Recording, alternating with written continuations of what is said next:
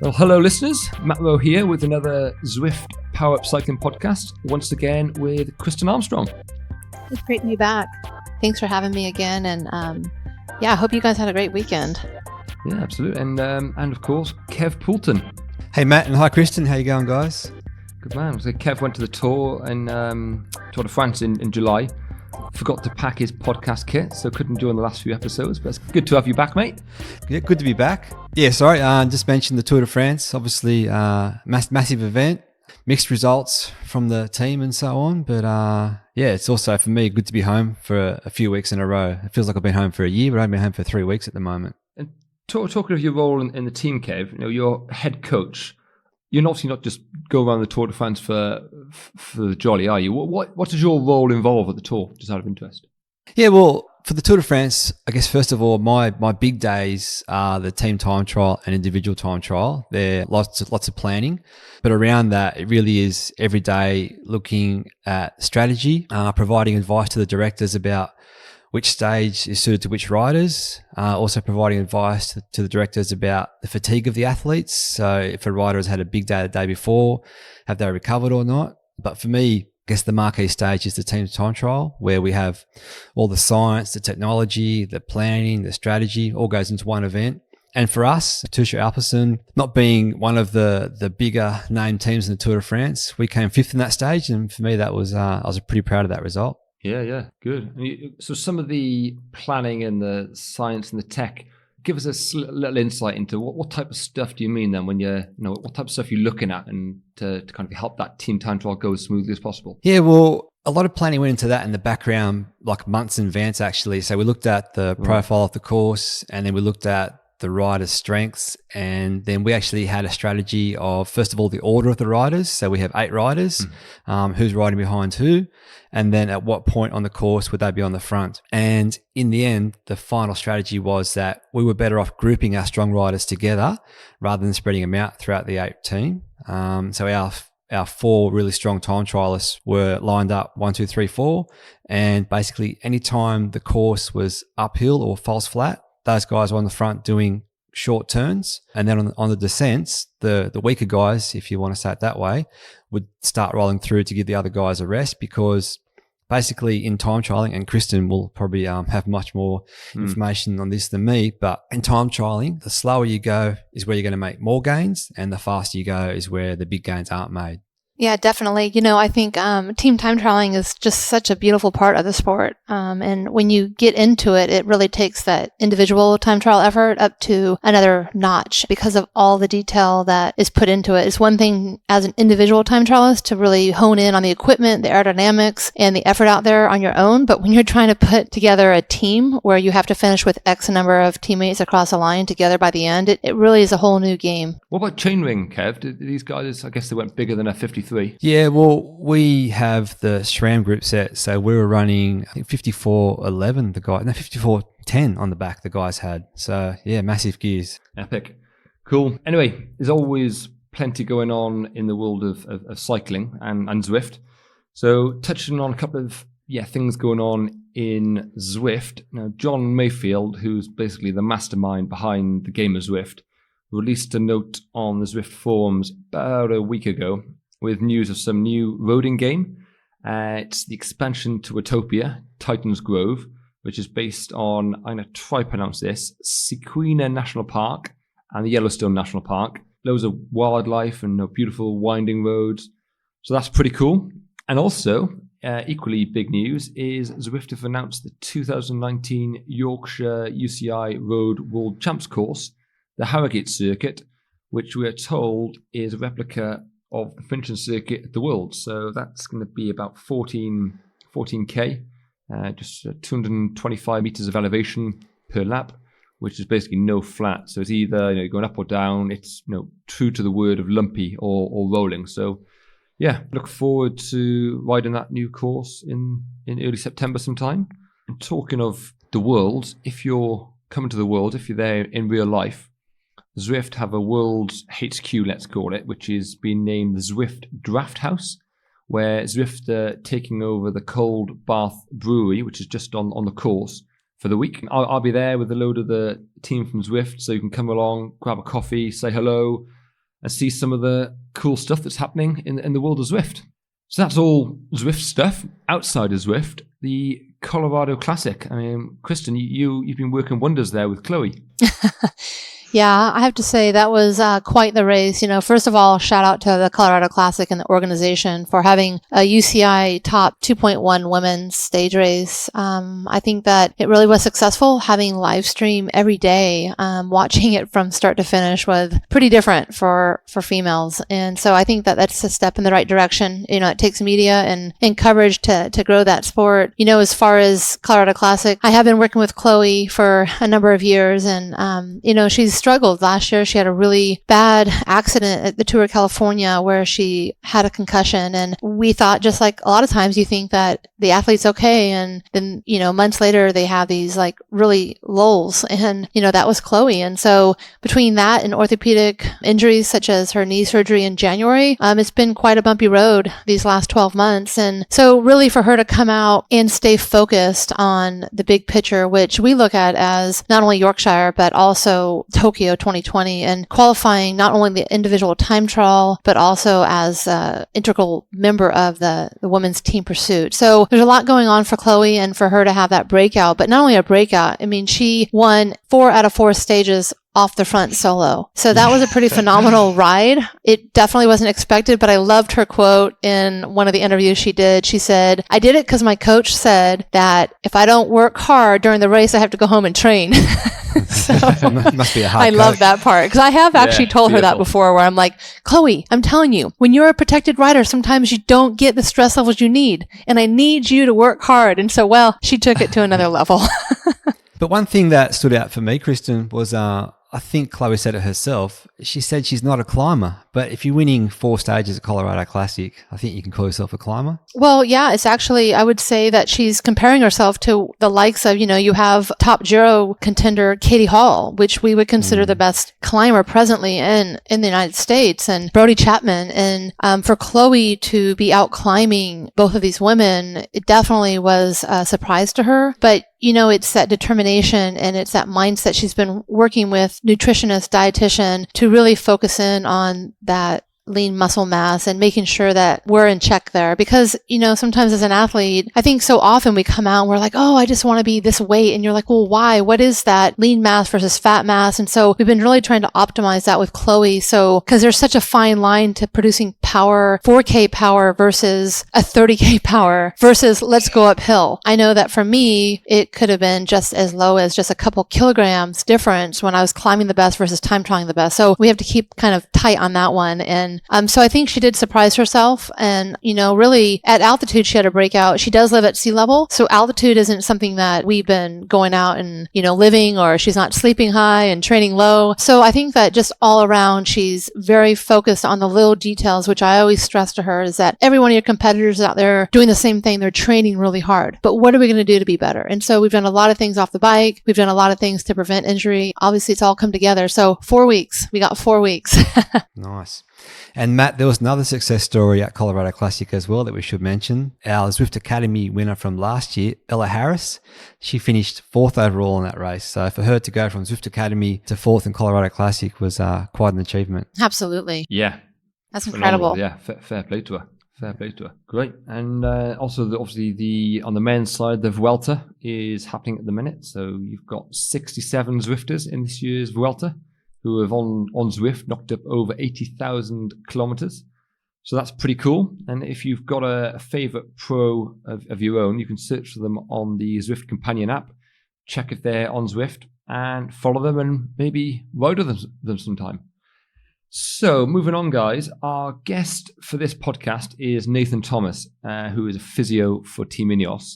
And now Nathan, when my brother Luke broke his leg a few years back as a rider for Team Sky, Nathan was super hands-on with Luke as part of his rehab. So I got to know Nathan quite well. Top bloke, travels the world with pro bike riders, looking after them, keeping them riding. So yeah, here's my chat with Nathan, where we talk about his role as a physio, got common injuries for pros and amateurs, some suggestions on preventative action we can all take as cyclists, and plus just kind of talking about what it's like being part of a world-class pro cycling team. So here we go. Here's Nathan. Right, Nathan, thanks for doing this, doing the podcast. No problems, mate. So you're a carer or physio with Ineos Sky? Physio, yes. Yeah. Physio, yeah. Yeah, and two terms, are they interchangeable? Carer and physio, or? I would say no, but I do a lot of caring for the guys. Looking after the boys. You'd probably classify me as a carer, yeah. Yeah, that's true. Yeah. You've been with the kind of Dave B ship for how many years now? 6 years now. 6 years. Yeah, just finished my sixth season. Was that since the start? No, they've been going a bit longer than that. Yeah, but it's 2014 I started, yeah. Got you. But before cycling, you were physio for other sports? Yes, yeah, many sports. Rugby, like both forms of rugby union, rugby league, cricket, boxing, football, bit of a mix, yeah. And then I'm in the world of cycling. Yeah. Obviously, in those sports, so different to cycling. I mean, you think boxing, I guess, mainly head injuries, arm injuries. And cycling, you think it's all lower limbs. Is that the way it transpires? Pro cyclists always getting lower limb, leg, knee, hip injuries for the pros? No, actually, it's surprising, and it surprised me as well when I started. You'd think if you worked with a pro cyclist, you think you're going to be getting all these high volume of lower limb injuries. Yeah. But no, I think a lot of the problems that I have to encounter are kind of more spinal, more kind of upper spinal, lower spinal injuries, sacroiliac joint injuries. And the main thing I kind of attribute that to is obviously, a professional cyclist, the amount of time they're in the saddle. You're talking 30-hour training weeks plus. Yeah. So it's a huge time on the saddle. So in terms of the stress that's actually put on through the lower spine is quite a lot. Whereas the lower limbs, I think in terms of the conditions are so high, they're so in tune with their bodies, the bike geometry, the bike fit is so, taken care of.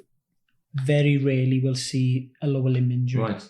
Which is quite impressive, really. Yeah, it is, yeah. And if you're thinking about a person, where are we talking? So lower back, kind of above the coccyx and your glutes, just above that, literally your lower back. Yes. That's where the pain comes in. Yeah. Basically, you're around your waistline. Yeah. That kind of that belt around your waistline. Yeah. That's where a lot of the issues with pros I tend to find. That's kind of comforting in a way to hear, because I think a lot of amateurs, I get a bad back as well, off doing nowhere near 30 hours a week.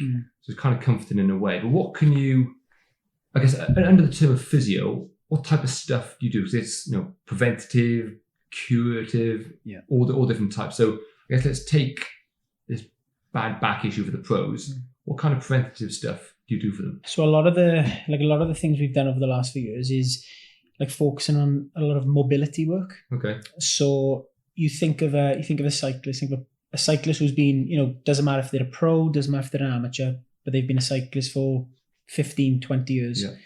They've always ridden in a certain position, and your body adapts to that position. So you same as like someone who's sitting at a desk for X amount of hours during the week, your body adapts to that position, which then means that, a certain part of your spine or your hips become, I suppose, adapted and molded in that position, which then causes stiffness. Okay. So one thing that we try and do a lot of then is off-bike mobility. Because what you find is if people can basically move better off whatever it is, if it's on the bike or if they're a runner, if they can move better with their joints, they become a bit more robust and a bit less chance of injury, really. That's what we find. And this is different to stretching. This is, Yes, yeah. So stretching, everyone knows stretching is you hold a certain position for X amount of time and you're feeling a bit of a burn, a nice burn in your muscle. Whereas mobility is more, when I think of mobility, you're thinking of things more like yoga-based things, yoga-based movements, could be Pilates-based movements, things like that. But it's an active movement. A stretch is like an isolated movement that you're holding. Yeah. Whereas mobility is more, it's an active where you're taking the body through different planes of movement more than anything. So like for a cyclist, because they're always in that sitting position to generate power, you try and take them out of that plane of movement, try and get them twisting to the sides, try and rotating their spine in ways they're not used to doing on the bike. Yeah. So you're challenging them. Yeah. You're making it hard for them. But obviously from a beneficial point of view then, you can really transfer and relate that back to the performance on the bike. Yeah. And this type of stuff you do proactively. So if a rider hasn't got any lower back pain, you still do it with them. Yes. Yeah. Yeah. A lot of the guys will, obviously the more you work with them, it'll become the norm. It'll become part and parcel of what they do. Yeah.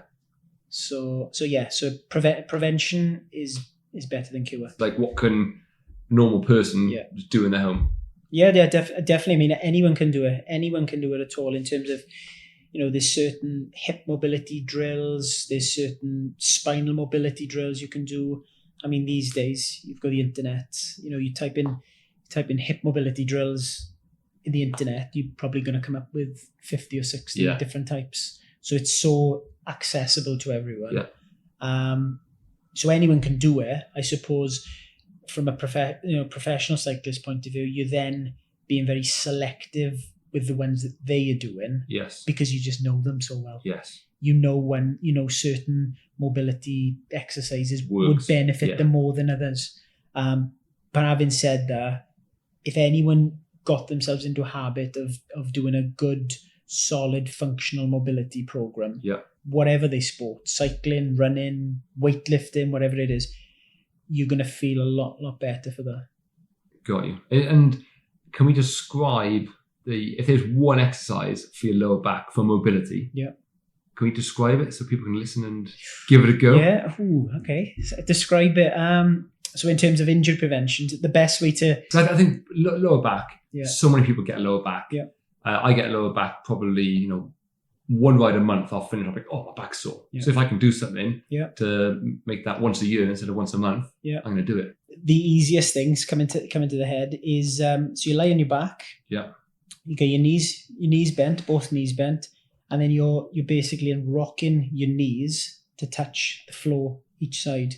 And that's all that's doing is creating a twisting movement. It's creating rotation in your spine, particularly in your lower spine. Try and keep your shoulders flat on the floor. So you're really isolating that lower part of your back. Yeah. Twisting. It could be something simple as that. So if anyone, on a Zwift training ride or on a road ride, is they get back home and the back's feeling a bit stiff and a bit sore. Yeah. If they did that for 1 minute, I'm pretty certain the symptoms are going to be less than if they didn't do it. It could be something as simple as that. And a lot of the time it's a nudge in that direction, or it's a bit of advice on, you could do this, you could do that. A lot of the times that's what's needed. Yeah, exactly. That's why I think people have got, your normal person's got such a busy lifestyle, getting them to do at home kind of a half-hour routine, trying to get them to do that every day ain't going to work. No. But one or two very simple drills, and then getting some professional advice as and when they need it. Yeah, that's probably definitely. Yeah, definitely. Cool. And does it matter if you do those type of things or before training, after training, morning, evening, or just? I would say if you get into a habit of doing them in an ideal world, like pre and post ride. If for instance you suffer with your lower back. Yeah. If you can do it pre-ride and you can also do it post-ride, then your chance of then getting that going forward on that ride is significantly less. Yeah. So if you can do it pre and post-ride, you might even say to yourself, right, I'm going to set a timer on my phone for, 1 minute. I'm going to do 1 minute before I get on the bike as a bit of a warm-up and a bit of mobility, then do it after the ride. Yeah. It could be 2 minutes a day. 2 minutes a day, and you're not getting so much back pain. Yeah. Lower back pain, good one. Upper back pain, back, shoulder, upper back, your shoulders, your neck, and even people get like numb, tingling hands and stuff. Yeah. Any thought about all that type of stuff? What could be the cause? Or tingling hands is a very common one, particularly with guys who they kind of ride in a very, I suppose, aggressive position. In terms of getting to the drops quite a lot. Yeah. So when you tend to get that kind of tingling or numbness sensation, it's very neural in its origin. So most of the time it will be, it could just be the constant grip you've got on the bars and the drops. But a lot of the time it could be coming from your neck. So a lot of the time is, that kind of when you get in that aggressive position, you grip in the drops, and you've just got that you got that tension, and you just trying to get that little bit of extension to look at the road. A lot of the time it's just causing a bit of nerve compression in your neck, which is then obviously referring everything down your hand.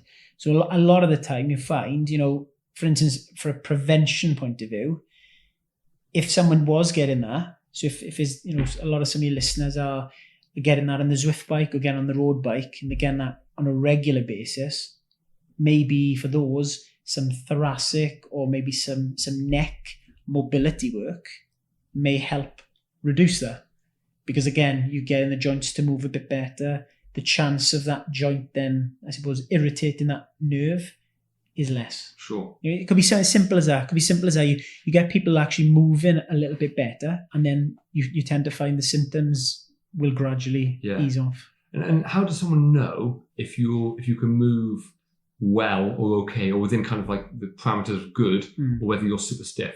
I think, ultimately, if you want to kind of go for, I suppose, a functional assessment, then, you're not really going to pick that up on the internet. So you need someone that kind of looks at that on a regular basis to kind of assess you, to run their eye over how you're moving.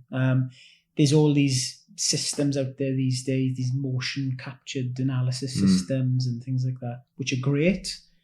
But a lot of the time, you go into someone that looks at function and mobility on a regular basis. They'll be able to tell you. They'll be able to see if you're moving symmetrically, or if one side is moving better than the other.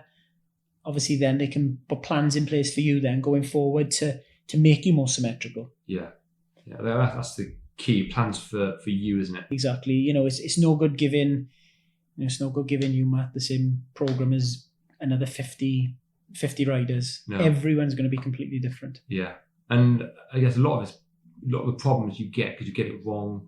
I guess a lot of pain you get is because your position's wrong in the first place, and you spend a couple of years riding perhaps the wrong position, sat lopsided or something. You get away with it, and a couple of years down the line, but literally bites in the ass. Yeah. Bites you in the bum. Yeah. Bites in your bum. Bites in the bum. But it could be. I mean, it could be. The other thing as well, like some people have like picture perfect bike positions. Yeah. And they must be few and far between though, unless you work on it. Yeah, I think with cyclists as well, I think as you're aware, cyclists are always looking for the holy grail of what's my most aero position, what's the best position, what am I most comfortable in. Yeah. But with that, obviously, with that like constant change, whether it's the saddle height or the stem length, with those little changes, it's always creating different stress on your body. Yeah. So I suppose everyone's always chasing that perfect position, but I suppose it's allowing your body to adapt to whatever position you're in. Yeah. To then make it more functional and then improving on that performance on that position. Whereas if you one of these people who always changes their position, how do you know that your training isn't the result? It isn't the result of your training why you're getting good results. Yeah. It could be your training, it could be your position. But if you're constantly changing things, you don't know where it's coming from. No. You don't know where it's coming from. No. And that adapting to different positions and trying to get more aggressive and more aero. I think in the general cycling world, the focus on that has kind of increased in the last couple of years.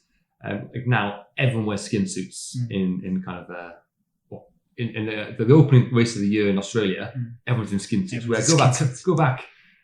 Let's say 10 years ago, nobody was in skin suits. Yeah. And over the last 6 years, how have you seen, has the team changed its kind of, or increased its focus on those kind of, let's call them marginal gains and becoming more aero, and your involvement in trying to get those riders more comfortable in more aggressive positions? Is that, I guess the pace of that, has that increased over the last 6 years? I think so, yeah. I think so. It's, I think a lot of the focus now is, like you said, the clothing, everything now. It's gone past the, normal traditional culture, which may have been, 20, 30 years ago.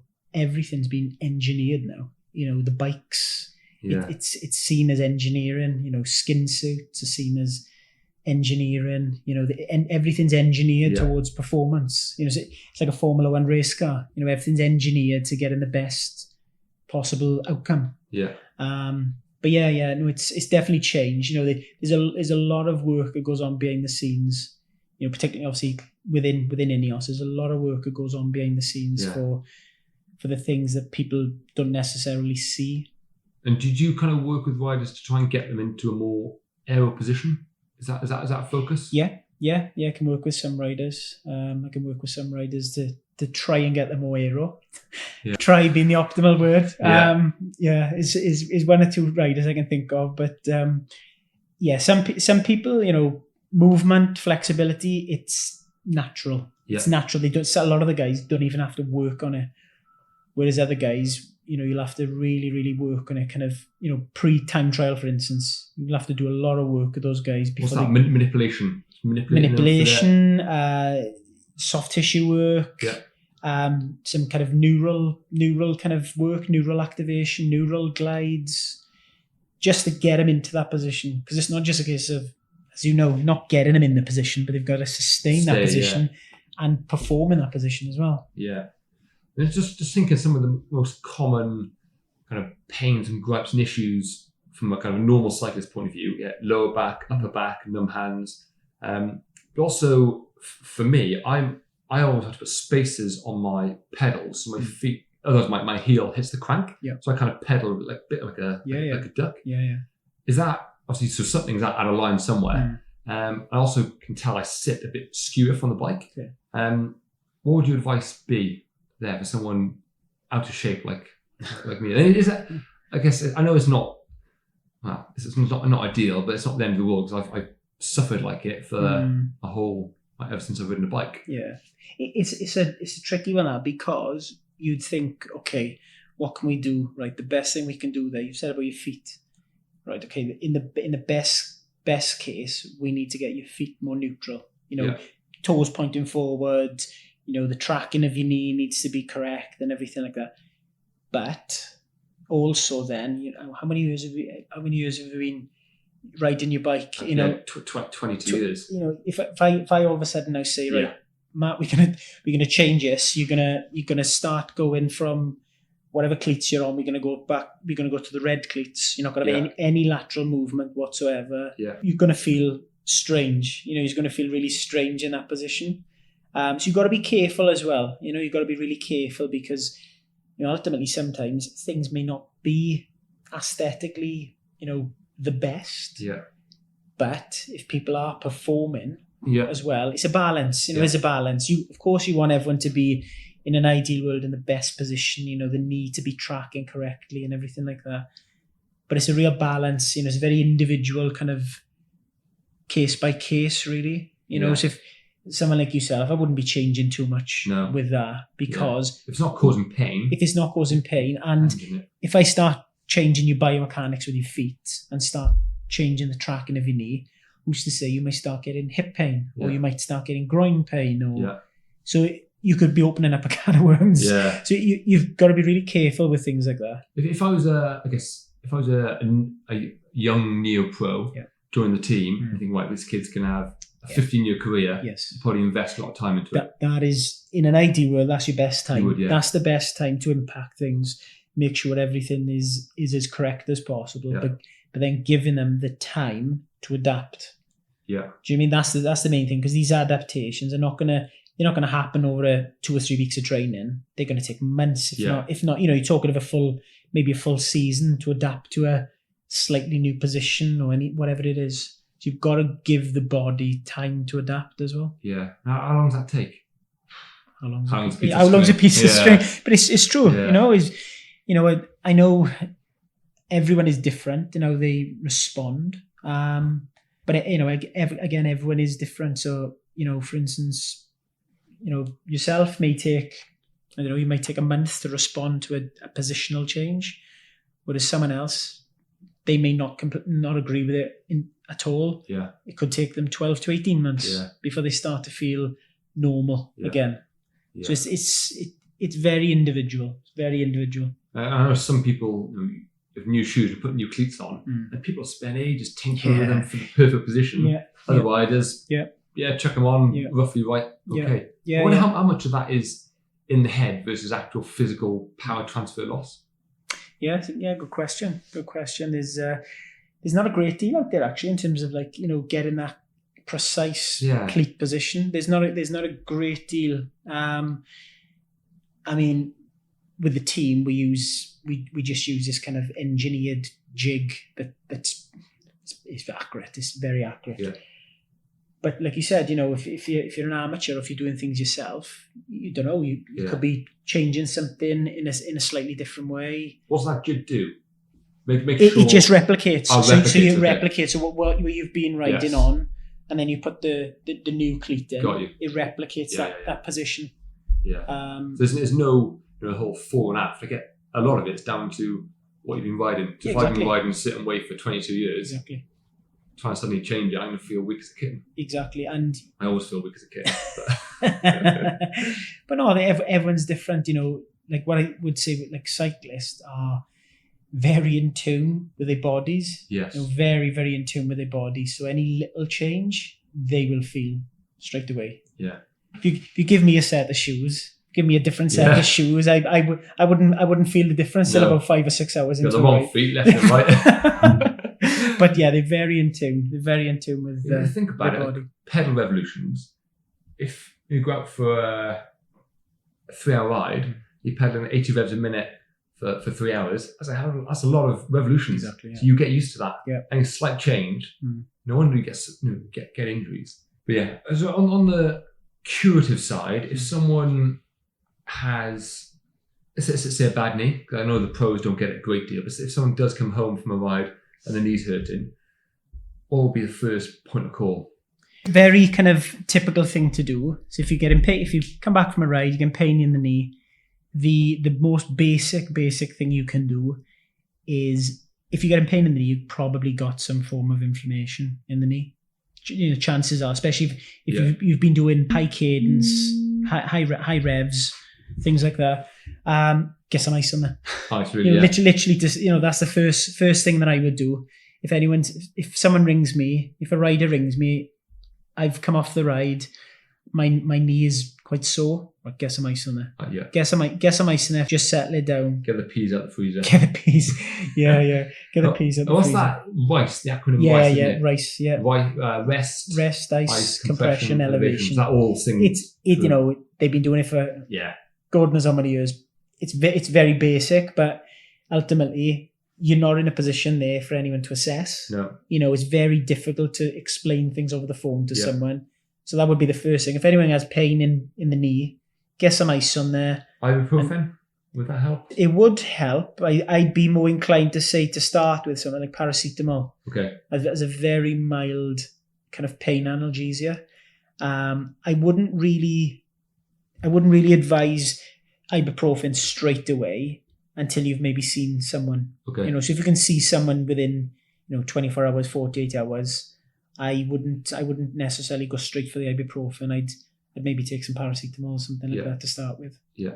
It's just funny because people spend so much money on bikes, but don't spend money on their body, do they? No. I form that bracket. But saying you're investing in a nice set of carbon wheels, but then you're injured with a bad knee, not able to ride the bike. I've seen many people like that. They've gone out and bought the newest model of this bike, and they've got this carbon frame, and it's amazing. And they haven't seen a physio or osteopath for 12 months. Yeah, it's mad, but that's reality. Yeah. That's reality. People like shiny gear, don't they? Yeah, that's true. And then on a one day, I guess they're turning up hopefully in good condition because they're selected for the race, and they want to get there. And hopefully your involvement's fairly limited. Or yes, yeah. One day races, they can be, unless you're there for say the classics block in Belgium. You're there, then you've got your base there for 3 or 4 weeks. Yeah. So it's pretty much a grand tour. You're in Belgium for really in the hotel. But a one day race, if they're just coming in and out on that one day, you'll do some pre-race adjustments, as I always call them. So kind of, could be some osteopathic adjustments, making sure everything's okay. they're not stiff, they're not blocked up in any way. So what does that look like? So basically assessing them. So you're assessing, are they moving? Yeah. Are they moving equally? Yeah. And if they're not, you can tend to see where they are restricting their movement from, or a bit rigid or a bit stiff from. You're working on that area then. Manipulative. Manipulative. It could be soft tissue work. Yeah. So you're just reassessing all the time. As long as it's most of the time it gets better. Yeah. Most of the time it gets better. So, and you feel it. You feel it straight away. You feel it straight away when sometimes you're not even aware there's a problem, but then you treat an area. You ask them to do something. You think, oh yeah, that feels so much better. Yeah. So yeah, it's all that constant. I suppose me being a bit of a pain in the ass to the riders, really a bit. Like, come on, guys, you need to come and see me. Come on, you need to come and see me. But it works, and it works quite well. I guess it must be a different, across the team, different riders, different levels of motivation to do this stuff. Yes. It's like not every rider's teacher's pet who loves the physio. Yeah. Some buy into it, and some. Exactly. Yeah. Again, with the environment I work in, got a lot of different cultures. Yeah. You've got a lot of different belief systems. Yeah. You've got South Americans, you've got British-based riders, you've got the Spanish riders, you've got the Italian riders. They're all different. Yeah. So being stereotypical, which nationalities love physio and which hate it? Or is it not? I see a lot of the British lads. Yeah, really. So I see a lot of they're into it, yeah. Yeah, but I also think as well with the British lads, a lot of them have come through the British cycling model as well. They've always been used to that. Yeah. Whereas, for instance, it could be, I don't know, say maybe this is like the Spanish riders, for instance, and maybe not necessarily always been in that kind of model of work. So a lot of that is built up with trust over time. The longer you work with them, they see what you do, you get buy-in then over time. But they're all different. Like you said, they're all very different. All very different. Cool. And a stage race, more the same, but just back-to-back days, I guess. Back-to-back days, pretty much the same and a lot of extra feeds. A lot of extra feeds, yeah. So particularly a stage race, Grand Tours, the team puts a lot of emphasis on, everything performance first. Yeah. So, what can we do? There's nothing when the race starts that I can physically do to help them go faster. Yeah. So give them a shout in the feed and they go on, boy. but so we're always thinking from a staffing point of view, right? What can we do to help the riders? Right. What are the big thing? If you're riding in the peloton and you've always got to go back and forth for bottles all the time, the amount of energy that's going to potentially save you if you've got X amount of extra feeds on the course, it's massive, really. Yeah. So generally in a stage race or a Grand Tour, during the race, I'm pretty much doing an extra feed. Yeah. Yeah. So hands on deck. Hands on deck. Yeah, exactly. So a lot of sat nav going through mainland Europe. Yeah. And so I guess sometimes you do this massive detour, get to the side of the road, hand the bottle up, nobody takes it, or they miss it, and you think, what the hell did I do this for? Yeah. You've been polite by there. Yeah. Cheeky bit. Yeah. And of all the jobs, then this is Luke's always saying you physios have got an easy job. So I've all got physio, mechanic, drivers, chefs. Who's got the hardest job, do you reckon?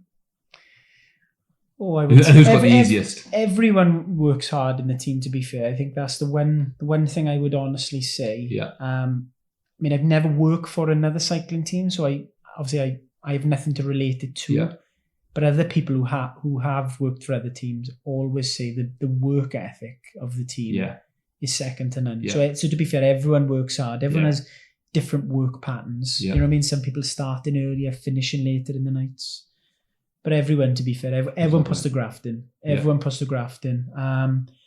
Special mention, I must say, the chefs work hard. The chefs work hard. Well. And I see that because a lot of the time I'm rooming with a chef. Okay. So extra portions.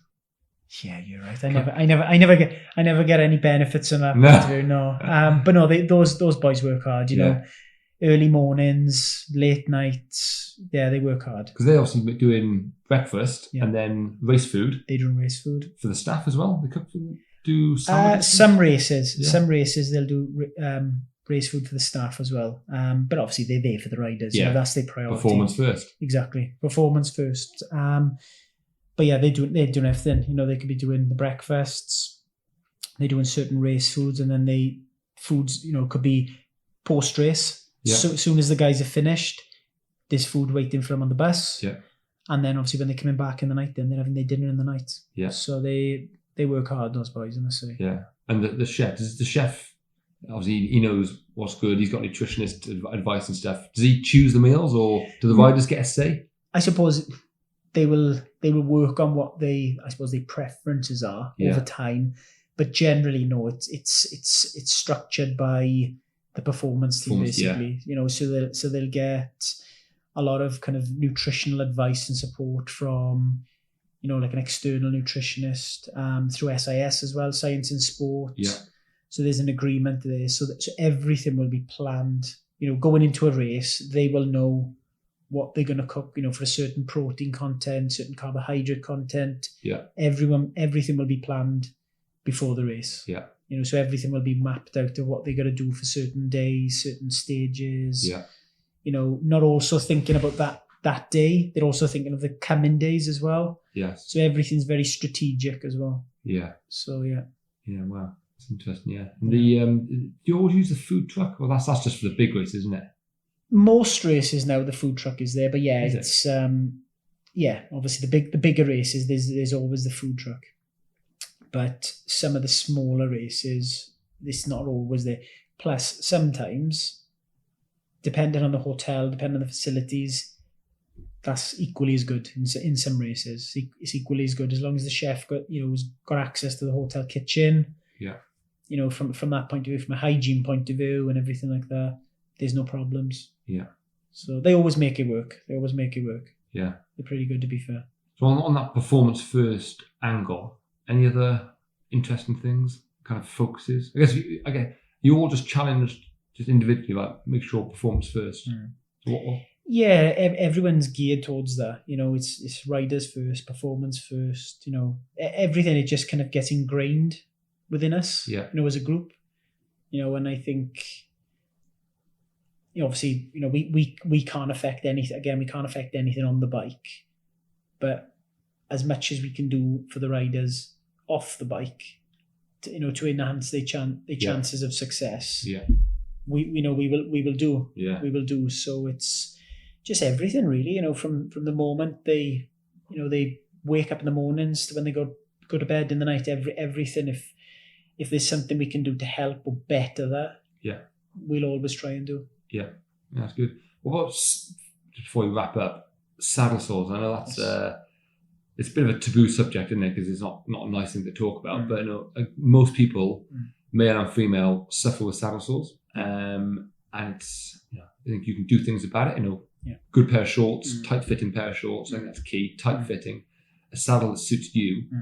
Any advice or? Yeah, what's your thoughts on saddle sores? Yeah, no, really good question. It's a big, it can be potentially a very big problem because, physically, functionally, you may be in great shape. Yeah. But could be mid race, you get a saddle sore, and it's really debilitating to everything you're trying to do. So, I think that the main thing, like particularly with the team as well, is hygiene. Hygiene in terms of, is everything being washed correctly, as it should be? Is the chamois itself suitable for that cyclist? Yeah. Because you can get obviously a lot of off-the-shelf bib shorts. It doesn't necessarily mean, depending on people's bone structure and things like that, doesn't necessarily mean that it's suitable for that person. Yeah. It could, maybe they need a thicker chamois or thinner chamois or a certain different contoured chamois, whatever it is. The other obvious one, which a lot of people forget as well, is chamois cream. Believe it or not, so many people out there, even the pros sometimes, they've got everything at their disposal, but it's just that nudge and reminder, guys, make sure you've got your chamois cream on. Yeah. Sometimes you can get a bit caught up in an event or a race. the simple things, doing the simple things, making sure your chamois cream's on, making sure the bib shorts are washed correctly, simple things, things to really reduce the risk of a saddle sore. And I guess the way you're sat on a saddle as well, alignment, being straight, that's super important as well. That's where you must. So from a saddle sore point of view, obviously I'll work closely with a doctor team from that point of view. But from my point of view, one of the things I tend to work on is that kind of pubic bone kind of alignment. Because a lot of the time, if you've got a kind of a malalignment of your pubic bone, as you sit on the saddle, that could cause potentially a bit of friction, a bit of an altered kind of position with on the saddle. So I'm from my point of view, I'm looking at that alignment again. So I'm looking at pubic bone manipulation, again, mobility, just everything really. Again, I'm looking at it with the eyes of, are they straight? Is everything equal? Is there anything I could be doing that can be preventing that? Because they're your contact points, aren't they? Think about like your feet, hands, and your pubic bone. They're the 3 contact points. Exactly. Yeah. Numb hands, numb feet. Saddle sores. You can do things about them all. Definitely. It's interesting when you said there about numb feet. A lot of people say about numbness in the feet, and sometimes it could be a simple thing as the shoes. The shoes you're wearing. A lot of people are like, I like these shoes because they're the brand new shoes and things like that. Look cool. But maybe maybe that particular shoe is just too tight for your foot structure. So that, because it's kind of creating that kind of that squeezing, that crushing effect, which is then ultimately, could be affecting your circulation. It's then causing that kind of constriction. It's causing a bit of neural compression. Hence why a lot of people get numbness or pins and needles in the feet with a long ride. So, it's all these little things, but good point, all your contact points. You can do everything about each contact point. And like in the heat as well, your feet swell a bit, don't they? That can help. Definitely. Make your shoes a bit more uncomfortable. All right, Nathan, thanks for chatting, mate, and thanks for having me. Catch up soon. Thanks, mate. It's always good to get another Welsh voice on the podcast. What do you make of Nathan, guys? Well, that was a very interesting conversation from Nathan. Obviously, a super important role within the team. A few things that stood out for me from there was, first of all, we always try and avoid controversy on the Zwift Power Up podcast, but you did ask quite a curly question there, Matt, when you asked who works the hardest in the team. That's a big one when you have the mechanics, the Swannies, the physios, the coaches, and his response was the chef. Yeah, very interesting. Very, very important, but he did say offline, mate, that the coaches tend to work the least hard. So, but they have the most stress. The most stress, yeah. But it's funny that the chef, isn't it? I mean, I would never have said the chef. Yeah, well, look, I would have said the mechanic because the mechanics just work all day. But then when he said chef, I realised, they're doing breakfast, they're doing lunches for riders and staff sometimes as well, and then dinners as well. So, it certainly is long days. And the riders are going to kick off straight away if there's poor food. Yeah. Come on. Yeah, for sure. Yeah. But I guess in terms of treatment from the physio, very interesting conversation in terms of, is he preventing injuries or is he curing them at the same time? And a lot of his work is prevention as well, which is interesting to hear about all the lower back pain and so on. Yeah, I actually, later in my career, I had a lot of injuries. In fact, between London and Rio, I had 3 hip surgeries, and then about 6 months before Rio, I had a spine surgery. And so it really resonated deeply with me, the conversation and the interview, because it's just like wearing sunscreen. Your mom tells you, your dad tells you, like all your life, wear sunscreen. And you're like, yeah. I'm 20, I don't have a wrinkle. And it's the same thing. If I could go out and tell all of the cyclists, to all the athletes out there in the world, what would I have done differently as I raced into my 40s at a very top level, I would say that you have to do the little things. You have to get up, and whether it's while you're drinking coffee, but I call them the dumb physical therapy exercises where you're like Nathan said, you're rotating your legs from back and forth for a minute. You're like, what is this going to really do for me? And I'm telling you, it's tremendous. The amount of glute bridges and clamshells I've done over the last 5 to 6 years. If I would have done those in my 20s, I think that I would have prevented the surgeries that I had. You know, we all become so one-dimensional. And I think that if you can focus more on being that multi-dimensional athlete, you're going to be stronger for it. So, Kristen, you had 3 hip surgeries in the space of 4 years. Yes, I had 3 hip surgeries. I had 2 in 2013, September, and then I had another one. It didn't go so well. I had another one in March 2014. And then in November in 2015, right after Richmond, I was taking a month off my bike. And of course, I decided to ride my little cruiser bike down for coffee. And I was coming back up my hill home and I didn't have enough gears and I herniated a disc. And so I had surgery on November 11th and I couldn't touch my bike till January 1st in 2016, right before Rio. And I kept that under wraps. I didn't want anyone knowing because in America, it's a selection committee that will choose you if you're not an automatic. And I didn't want to have the selection committee have any opinions about some 40-something-year-old woman who wanted to try to make Rio. And she had just had spine surgery. So I kept that under wraps for quite some time. Wow, that's some big injuries to overcome, like hip surgeries. That's very serious. So to do that, it makes the story even more incredible. Nothing to do with working in a DIY store. That didn't. Oh. Joke. Cool. Next one up then. Kev, it's pressure time, mate. You know, you've been off for a couple of weeks. I'm a bit nervous about We're this. going to see how you operate under pressure. You know, Kristen's just going to fire a term at you. It could be anything in the world, mate. You've got 30 seconds to explain in intricate detail what it means. Intricate. Okay, let's see how we go. I'll do my best. Well, this was definitely made for you. And I thought if there's one person that can explain this term in 30 seconds, it would be Kev. So you let me know when you have that timer ready, Matt. Yep, ready to go. All right. FTP. Oh, okay. All right. FTP. Functional threshold power. I'm glad you gave me an easy one. So actually, can be controversial. So functional threshold power, it's basically the power you can hold for an hour. Sometimes confused with lactate threshold, which is a lot different. Many different ways to test it. The 20-minute test, 2 by 8 minute test. But basically, functional threshold power is the average power you're going to hold for 1 hour. In a nutshell. Without controversy, that one. Time. Is that with time to spare? So the first 10 seconds, repeating the question. So, okay. Well, I was thinking it is a big question in some ways. Like in some ways, I thought, okay, there's an easy one, FTP, that's fine. But then there is a lot of not confusion with it, but misunderstanding. Like I said about it's not lactate clearance. It's not. Yeah, it's nothing to do with, I guess, with fatigue in some ways, but it basically is just a raw number. But it's also a very important number. I'm still talking about this now. This doesn't count.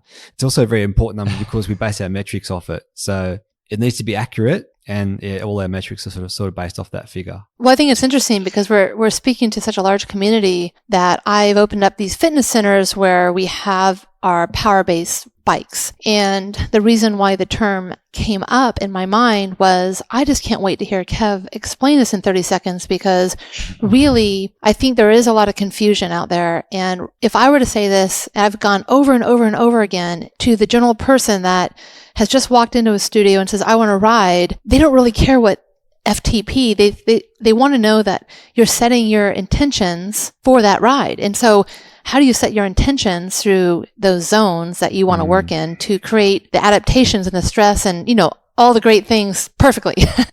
Yeah. And so I just thought it was intriguing because I think it's a term that's confused quite often. Yeah. And although the whole of Zwift, as you're saying, is based on FTP, it's such a critical number. People do get way too fixated on it. And you speak to some kind of new person that I'm going to start coaching, and they say, I ask them, what is your goal? And they declare, well, I want to increase my FTP. Right, why do you want to do that? And drill down and kind of scratch beneath the surface. And their actual goal is they want to kind of complete their group rides with their friends and not get dropped. Yeah. Or do a circuit race and kind of get in the top 10 and get some points. But I think, FTP is such an easily quantifiable thing. And people just kind of get drawn to that number and drawn to kind of communicate and talking about that acronym just because it's convenient. Yeah. And look, I guess the final comment I'll make on this is that you're right, Matt. We do get fixated on FTP.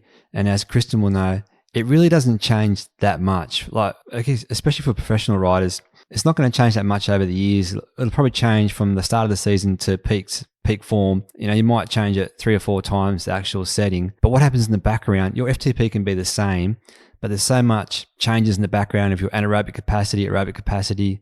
The threshold stays the same, but what happens in the other systems changes a lot, and that's where the measurement needs to be. So FTP really doesn't change that much during the season. So we need to be testing what's happening in the background more than the actual threshold itself. But that's a podcast in itself, that one. It definitely is. I'm so glad that in 30 seconds that we brought up this deep conversation. Yeah. So I think we've done in the early days, we're on episode 36 now. And one of the first 5 or 10 episodes, we did talk about FTP or threshold. It was so long ago. So perhaps it's one to revisit and go through in a bit more detail again. Yeah. Well, I think that's more than 30 seconds anyway there. Good job. Stop. Time's up. Cool. Quick fire question then, guys. You cross the finish line of a race in real life. What's the first thing you do? Pause your computer. Take the lap. I thought I knew what I was going to do, but I've done a lot of different things. I've laid down on the ground. I've put my hands up. I can tell you what, I can't even plan what I'm going to do when I first cross the finish line. I'm saying for you, Kristen, I was expecting you to say, put your hands back on the bars. Yeah, that's the big celebration. Yeah. That's why my response was to pause the computer, and Kristen's response is put your hands in the air. Yeah, okay. Keep looking down, yeah. And I always think to kind of find a Coke or something. Just find a drink. Chances are you're parched. That was my gut. No, but I'd say to that, Matt, watch any bike race and everyone, the first thing they do is they all go for the computer on the handlebars. That's the first thing they do. Even the sprinters, they put the hands in the air, then the hands on the computer. That's the next thing they do. Yeah, literally on autopilot, isn't it? Yeah. And you can see them cross the line down. But I've seen it in sportifs. So I've done Ride London a few weeks ago. And guys coming across the line doing exactly the same. But unlike the pros, they kind of like cross the line, they look down, they can't turn the computer off without kind of looking down and veering, changing direction. Yeah. Of course, riders ahead are stopping. So stop your computer at the nearest safe point as soon as you finish. But it goes to show how important that computer is now, because you see that when guys crash, the first thing they do when they get a new bike from the team car is they go for their head unit and they change it to the new bike so they get the data. So it's something we must talk about it a lot as coaches, and we must reinforce it to the point where they're almost like Pavlov's dog. When they crash, they grab the computer first for the next bike. That's their first response. Yeah, data's king. All right, Q&As then. We've got call it 1.5, maybe 2 questions that all kind of speak to the same kind of topic. So if I read the kind of both halves of the questions out. It's quite long, so bear with us, and then we'll kind of go into a little bit of explore the topic in a bit of detail. So the question is from Simon Collins, and this was sent in via the Zwift forum. And Simon's question reads, "My question is really to do with heart rates. I was wondering if heart rates during training could be discussed. It all comes from myself that even during intense periods, my heart rate only goes to a maximum of 156 beats a minute. I'm a 40 years old male who is reasonably fit. So my question is, I guess, how variable is maximum heart rate? Is it an indication of anything? And can it be trained more? Any discussion around heart rates and training would be great." And the follow-on question is from James Fox, who made a comment on a thread which I saw, which read, "In so many sessions, I see comments like, note your heart rate. How is it responding to the effort? What exactly should I be looking for?" So I think wrapping all this up into one, guys, it's heart rate. How variable is your maximum heart rate? Is it an indication of anything? Can it be trained? And noting your heart rate in a session, so what? Good questions. I'm glad this has come up, because in many ways, with the introduction of power meters, heart rate has kind of been forgotten about in some ways. So I guess the first point to discuss is that heart rate combined with power is the best kind of measurement of the work that you're doing, used in conjunction with each other. And to look at the first part of the question there in terms of maximal heart rate and what does it actually indicate, the answer is not much, but also a lot at the same time as well. So in terms of the maximal heart rate that you reach personally, it doesn't really indicate too much compared to someone else. So a very young, fit person can have a very low maximal heart rate, and that's fine. And an older person can also have a very high max heart rate as well. But what it really means is that it's actually a response to the work that your body's doing. So it's an output in some ways. So the input is the power you're putting into the bike, and the output is your heart rate response. But what max heart rate means is that it changes with your fitness in some ways. So the more fit you are, the actually less higher heart rate you can reach. So as your fitness increases, your aerobic fitness, your max heart rate is going to be less. But what does happen is that you can sustain a longer max heart rate. So for those durations of 5 to 10 minutes, when you're at your best fitness, you're going to start seeing some records or PBs in terms of 5 or 10 minute heart rate, but your actual max is going to be less. And the reason for that is that when we aren't as fit, our anaerobic capacity is always better than endurance. And to produce power, we need more blood to go to the muscles, and that results in a higher maximal heart rate. So just to sum that up, when we aren't very fit, we can actually reach a higher max heart rate when we do sprint or really high short intensity intervals. We get a higher max heart rate. But then as our fitness increases, our max heart rate slightly decreases. But the longer efforts, your heart rate will actually be higher as well, which is a sign of fitness. So hopefully that kind of answers the first part of that question. Kristen, what's your experience with your max heart rate I try and say as politely as you've aged gracefully? Yeah.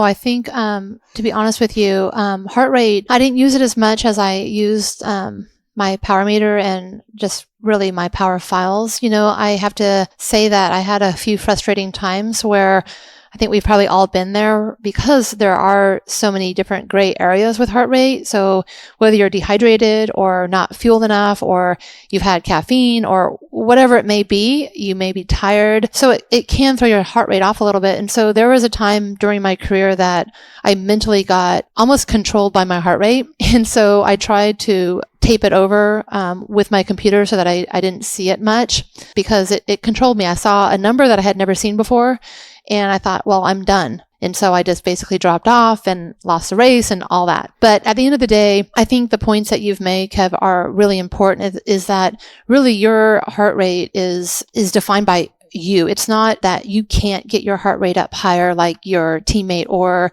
your friend who you ride quite often with. There's a lot of discussion, oh, my heart rate's this and what's yours? But really it's an indication of just yourself. It's, we're born, there's going to be some people who have an exercise and their heart rate is going to get higher versus some who they're not going to get as high. But I think one of the points that you made that's really important is almost like power, how you mentioned your FTP doesn't change much after you hit a certain foundation or fitness level in that season. I found the same with my heart rate, which is, yes, at the beginning of the season, my heart rate fluctuated a lot more. But once I hit that foundational, I would call it that fitness level, that true fitness level in that springtime, I didn't see as much variance in my heart rate. So I think that using both is really important. But over my career, I actually use heart rate more for recovery than I did for my training. Yeah, that's right. Because there's so many variables, and that's the key point. There's so many variables to heart rate, and always keep that in mind. But for me, the main thing to monitor with heart rate is the trend of certain things. And you mentioned using it for recovery. Heart rate really is ideal for recovery, and there's certain ways we can use heart rate. The first thing is your resting heart rate, first thing in the morning. And with the introduction of all these wearable devices now, it's quite easy to record your resting heart rate during your sleep. Whereas in the past, you had to wake up and lie there and find your pulse and count for 20 seconds or 30 seconds, whichever method you're using, and work out your resting heart rate. But now with devices such as Whoop device, the WHOOP device, Whoop, something you can wear 24 hours a day, tracks your heart rate the whole time, and you can get your true resting heart rate during the night. And as we mentioned, the main thing to do is to monitor the trend of that resting heart rate. And we know that when that trending heart rate is going down, then generally fitness is increasing.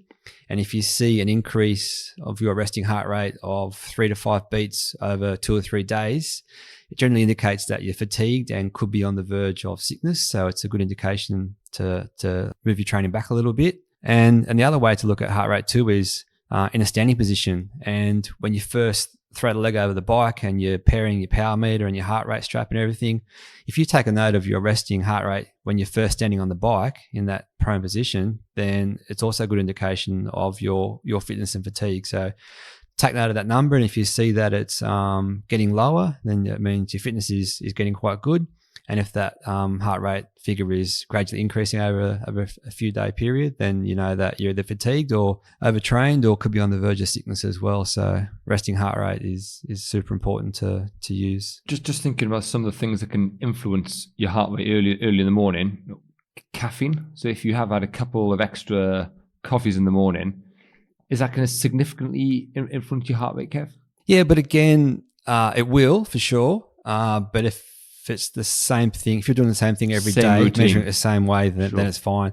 Look, I remember when I was a young person, for me, throwing the leg over the bike and pairing the heart rate strap, I'd always look at that figure and that you'd been through your morning routine, had your coffee, whatever, done the same thing. And for me, that was the marker I would use. And some days you would look down and go, oh, geez, the heart rate's really low this morning, and you'd go and have a good ride. So for me, that was a good indication of using heart rate and fitness. But you're right, there's so many different things that vary that can influence heart rate. We know that dehydration is going to influence heart rate, because when we dehydrate, we get a loss of blood, a drop in blood volume, increases heart rate. We know heat does, fatigue, altitude. It's a strange one. Like, it really is a good measure of what's happening, but it's so variable in some way. So if the conditions are the same, you can use it.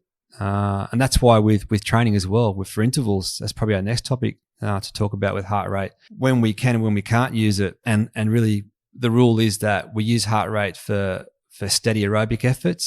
So anything above 3 to 5 minutes in a steady state, we can use heart rate, because we know that heart rate lags. So if you go out and do a really hard 1 minute effort based on heart rate, your heart rate's going to be rising for the next minute or two after you finish your interval. So there's no point using it for anaerobic efforts. But for steady aerobic efforts, like say for more than 5 minutes, we can use heart rate, and it can be effective as long as it's under the same circumstances. So from one day to another, you wouldn't look at the heart rate compared to the power, because weather changes, fatigue changes, hydration changes.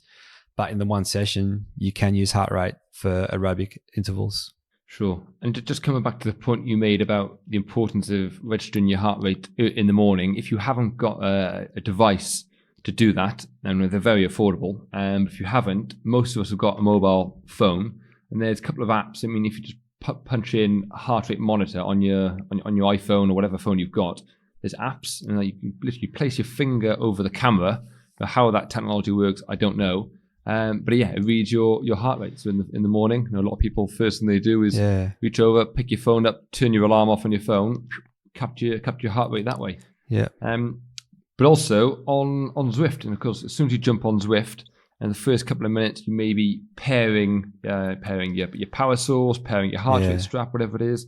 That's kind of a very controlled environment, and probably the same every time. You might be sat on your bike on Zwift, not pedaling, searching for your power sources and all that type of stuff.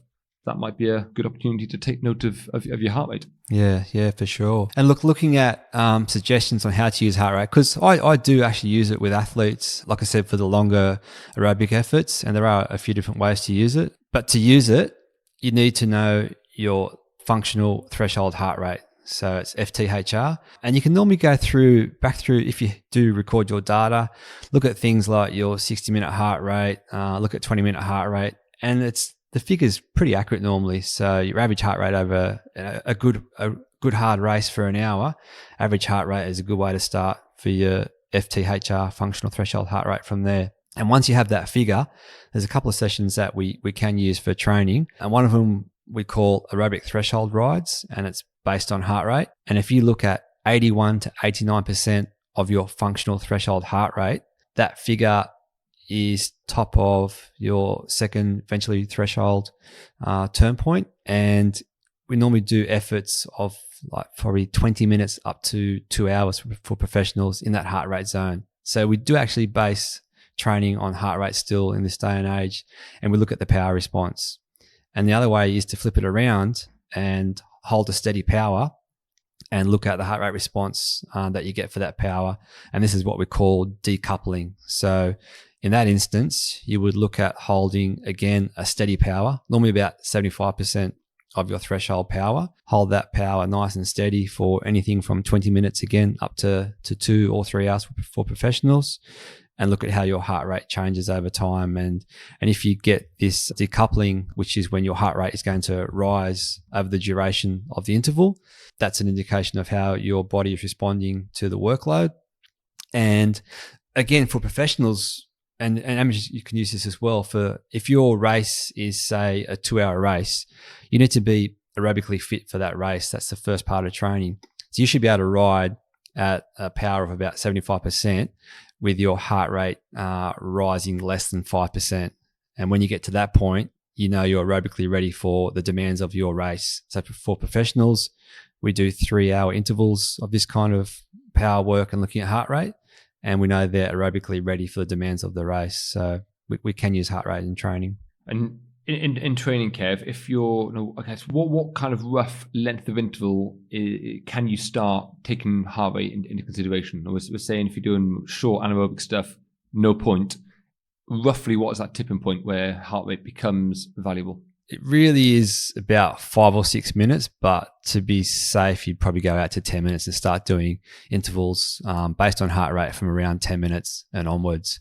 But it is something that was sort of fell out of favor for a while there, but it's something that it's worthwhile implementing into your training, heart rate based training. Yeah, sure. And if you're doing kind of repeated 10-minute efforts, say from your first 10 minutes, then recover 10 minutes again, as the session progresses, what would a good heart rate response look like from, say, the first 10-minute effort to your third or fourth? Well, this comes back to the next question that we had there from James Fox, where his comment was, in so many sessions, I see comments like, note your heart rate, how's it responding to the effort? What exactly should I be looking for? So when we do intervals, we do look at heart rate, and I need to actually admit that that comment was something I put into Zwift workouts, and it probably wasn't explained that well because I knew what I was looking for, but obviously I didn't explain it well for the users. So let's look at that question. So when we do intervals on Zwift and it says note your heart rate, it means normally you're doing a set of intervals that are exactly the same, obviously based on power. And what we're looking for is, can you repeat the effort with the same stress response? So heart rate in many ways is your body's response to the stress you're putting it under. And we do know that training indoors, increased core body temperature, heart rate's going to be increased, but it's all relative. It's all the same for that 1 hour period. You are going to dehydrate, but not significantly in that 1 hour. So it's not going to affect your heart rate over the interval period. So what we're looking for is, say you were doing 4 10-minute intervals on Zwift indoors with 5 minutes recovery. We'd be looking at your heart rate, how it increases to its peak at that first 10-minute interval. Note the heart rate there. That's the comment. And then in the second interval, again, what's the max heart rate you got to? Is it the same? Was it more? If it's more, it means that for your body to produce that same power under the same circumstances, you've had to have more blood flow to the muscles to produce the same power. So you're not as efficient anymore. So as your heart rate increases, an increase in heart rate means there's more blood going to more muscles. That's what increases heart rate. So you need to actually activate more muscles to produce the power. And as heart rate increases, we then start to activate our fast twitch fibers to produce the power. So again, getting back to the interval session, on the second one, did your max heart rate reach the same, or was it more? If it was more, you're now recruiting more muscle fibers. On the third one, is it higher again, or is it lower than max heart rate? So we're looking to be able to repeat the efforts without increasing heart rate. The other thing to look at is in the recovery period, how fast is your heart rate dropping? So again, if we were on Zwift and we had a set recovery power, so it's the same conditions, is your heart rate dropping back to the same low number before you start the next interval? If the answer is yes, it means you're recovering to the same degree. If it's not reaching the same recovery heart rate, it means you're obviously overstressing the body. Adaptation is going to occur. And it means obviously you're working hard and finding the session challenging. But again, this can be taken in two ways. So if, say, for the 4 10-minute intervals, if you were reaching the same max heart rate and the same recovery heart rate for 4 10-minute intervals, did you place your body under enough stress? The answer could be no, because you haven't stressed your body enough. So sometimes we are looking for an increase in that heart rate. But if it's a lower aerobic kind of power interval, then you would want to see the same figures for each interval, if that makes sense. Did I explain that okay then? Mate, crystal clear.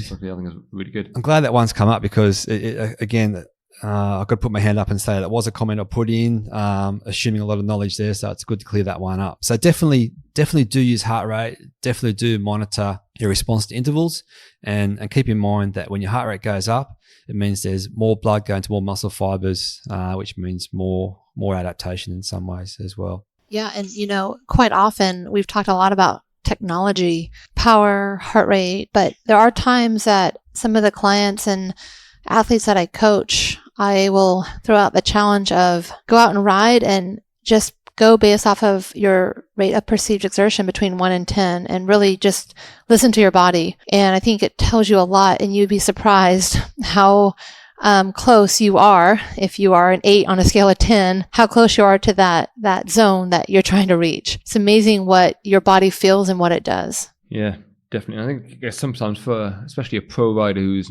every day is on it, just that mental break, just get away from all the data, and obviously you're still going to capture it, but just forget about it for a day and just go and enjoy riding your bike and still work hard. But yeah, I guess that shows how in tune over time you get with your body. Actually, Matt, we've also got an idea that we use, and this is for Zwift users. So we mentioned earlier in this podcast that heart rate is good for measuring your recovery and your fitness levels.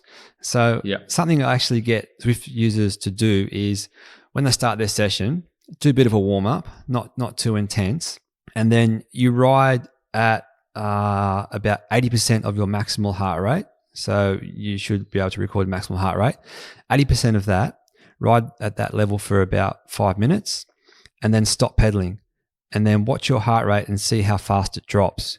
So if you do this regularly under the same conditions, if your heart rate is dropping between 25 and 30 beats in 1 minute, that's considered good. If it drops more than 50 or 60, that's excellent. So it's a good way you can test your recovery, your levels of fitness. Are they increasing or decreasing? The stress on your body. And it's something you could do almost every Zwift session at the start as part of your warm-up. So do your warm-up, then just do 5 minutes at 80% of your max heart rate, 5 minutes at that. Stop pedaling completely and watch your heart rate for a minute and see what the response is and record that.